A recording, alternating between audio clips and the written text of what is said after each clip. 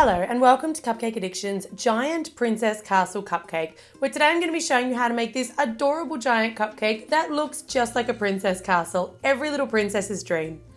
If you haven't already checked out my princess playlist, I will leave a link to that in the description box below, but in it we show you how to make princess cupcakes, princess cake pops, princess cookies, pretty much everything you'll need to make your princess party absolutely perfect. Tools and equipment that you'll need for today's tutorial. I've got some fondant in white, purple and pink. I've got a plunge cutter, which is a flower shape, but any flower shaped cutter will do. A pizza cutter. I've got an iced cake board, so I will leave a link to our tutorial on how to ice a cake board in the description box below.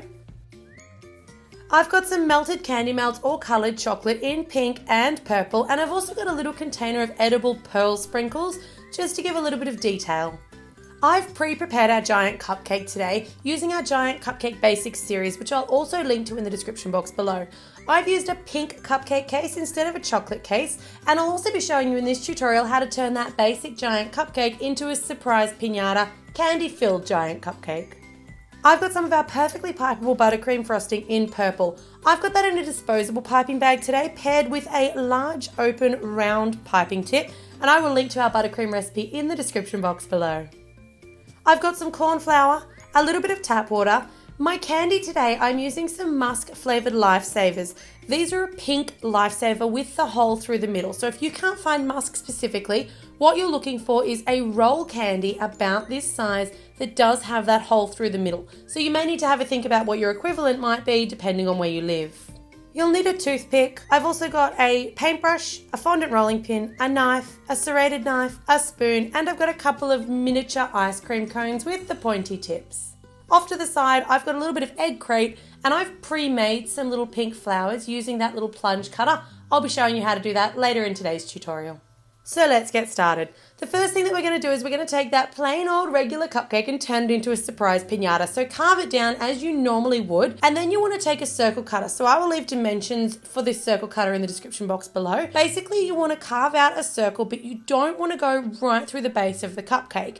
You want to carve it out on that bottom half, and then you want to carve out the top section of the top half, or the centerpiece, before using your knife to cut around it. You don't want to try and push that circle cutter all the way through because you're probably going to split that top section. Take a bit of your ganache, put it into your cupcake case as usual before sticking down that bottom piece. A little bit more ganache on the sides, but try not to get it in that little hole that you've carved out, and then pop on your next piece. You can put a little bit more ganache on the top here, once again not getting it inside the hole. Take your candy, and I've chosen all princess coloured candies in pinks and purples, and push them into that hole. I like to push these down on top because I want there to be a really nice, satisfying spill effect when the birthday girl cuts into her cake. Stick your top down, and then I just like to cut the very top of the point off before adding that ganache as a bit of a crumb coat, just like we would for a normal giant cupcake. If you've got any questions about the making and the baking of the giant cupcake, make sure you check out that Giant Cupcake Basics series, which will answer everything you need to know to get your cupcake to this stage ready to decorate. Alright, now for the decorating, we're going to start with our little tops of our turrets. So you want to take those miniature ice cream cones and we're going to roll them around in that purple candy melt about up to the line where it kind of splays out to the little ice cream cup. Give it a good shake off and then just pop it off to the side. You want to do this first because these actually take quite a while to dry. Now you want to take your roll candy, you can see a little hole in mine, unwrap either end but not the rest of the candy. Pour some of that melted pink chocolate or pink candy melts into a Ziploc bag, seal it up and snip off just a little fine tip. Fill the center of your roll candy with that melted chocolate. You want to get it all the way to the top, but just check the bottom to make sure you can see a little bit of that chocolate poking through and make sure that it's really nice and full. Take a bit of your pink fondant now, and I always put down a bit of cornflour first, but we're just going to make a couple of these daisies.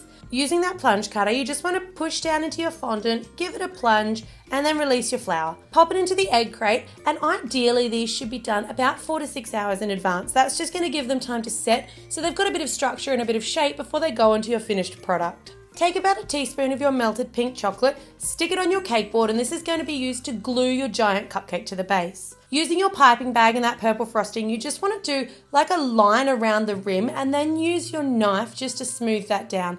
This is just going to be to make sure there's no ganache peeking through in between the purple frosting and the pink base. For our top, we want to make a tiled effect. So you want to squeeze out And as you squeeze out, you also are flattening off. So essentially you're squeezing out like a dot of frosting and then using the piping tip to flatten the back of it off. So what you get are these really cute little kind of petal effects. You want to do that all the way around that bottom layer, and when it comes to doing your second layer, you want to make sure that you're overlapping in between the creases of each of those petals. Keep on using that technique all the way around the cupcake, and when you come to the top, you're just going to need to do a couple of really cute, neat petals all coming into the center. You want to take your purple fondant now, once again with a bit of cornflour. Roll that purple fondant out really nice and thin. Use your pizza cutter to cut just a bit of a rectangle shape, and we're just going to measure it up the side of our cupcake case before rounding off one side of it. This is going to make like our little door. Put a little bit of just plain tap water on the back and then position it up against your giant cupcake. Position it first before using your fingers to push it down so it's nice and secure. Use the rest of that fondant to cut a couple of thinner rectangles, and we're going to use this to kind of cut a couple of cathedral style windows. So I cut one, stick it back down on the piece of fondant and use that as my template to cut the second, so they're both the same. Once more, a little bit more water on the back, and either side of your door you just want to stick down your two little windows. Use your serrated edge knife to trim that ice cream cone just to the line where you've dipped it, and you'll see there it fits perfectly on top of my roll candy. Your chocolate should be set, so when you unwrap that roll candy, what you've got is all of the candy sticking together and a really nice firm support base for your turrets. Roll out a bit more of your purple fondant now, get that really nice and thin, and then you just want to sort of measure up the thickness of your turrets before cutting off a couple more of those rectangle strips. We're going to cut essentially 4 really small cathedral windows. So I've done 4 turrets, 4 tops, and 4 cathedral windows, so that we've got 4 turrets on our princess castle. A little bit of water on the back of each of those, and you just want to apply them onto those roll candies. The water's going to stick them straight on, but make sure you leave a little bit of room at the top for that turret to go on so the turret's not covering over the window. Once you've completed all 4 of those, you stick the turrets on by simply dipping the top of your roll candy into your melted candy melts or chocolate and using that as a glue to affix the turret. If you can't find those pink Lifesavers, here's a roll of white ones that I actually covered myself in a thin roll of pink fondant. We're going to make some of that draping, so get your white fondant now and you want to roll it out as thin as you possibly can. Cut it into a couple of sort of big chunky rectangle sort of shapes, and there's no exact size or shape here. You want to fold that like an accordion, so flip it over, fold one side towards you, and then turn the whole piece and fold it back. Repeat that process till you've got 3 or 4 folds. Now you just want to use your fingers just to kind of splay it out a little bit, but don't worry if it's not too neat here, and then just kind of kink it into a bit of a semicircle. You're going to need about 5 or 6 of those to go all the way around this cake. Once you've got them done, you want to just trim off the edges, and then we're going to use a little bit of that melted purple chocolate to affix it straight to the side of the cupcake case. So don't affix it to the frosting or it will fall off. You actually want to use chocolate to affix it to that chocolate cupcake case, like so. Start in the middle of the door for your first 2 drapes so that your first 2 drapes meet perfectly in the center of the front of your cupcake, and then you can go around either side, because if you're going to have any shorter drapes, you want those ones to be at the back. Once you've got all of your drapes applied, you can take some of those flowers, which should be kind of set by now, a little bit of chocolate on the back, and I just applied them in between the little joins of the drapes so you couldn't see where they joined. Your castle should be looking something like this. It's time to insert those turrets, so as I push these in, I'm kind of twisting them with my fingers. Be really gentle, that melted chocolate is going to hold them together, but you don't want to break them. I did 1 turret in the middle, 2 shorter turrets on either side, and 1 very short turret right at the front. For final detail, I just put a line of plain water around the rim of my door, and then I just use those little edible pearls. The water will act like a glue. I just use the little pearls to completely line the door and the 2 windows, just to give a little bit of bling and a bit of detail.